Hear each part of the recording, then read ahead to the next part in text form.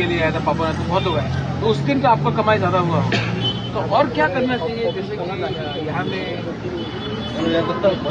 Company में यहाँ होगा तो ज़्यादा किया आएगा।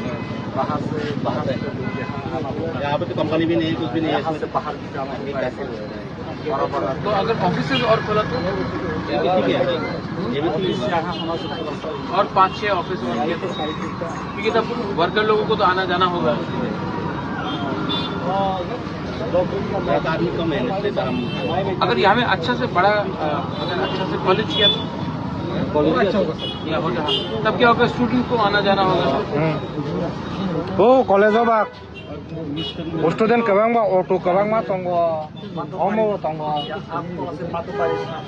लेकिन यहाँ में दुकान कितना बजे बंद होता है?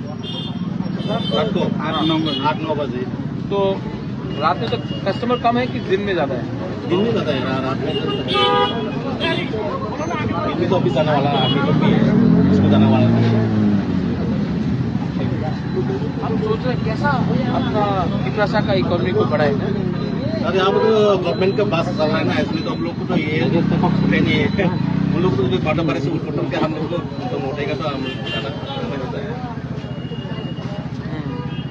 नहीं, अगर यहाँ में मार्केट हुआ तो हर चीज टम टम भी नहीं होगा ना। अगर आप लोग यहाँ में जैसे कि अगर यहाँ में तो सब्जी का अगर एक प्रॉपर मार्केट हुआ, या समझो कि कोऑपरेटिव जैसा हुआ गोल मार्केट में, तो लोग सामान आएगा, सामान कैरी करके तो जाएगा,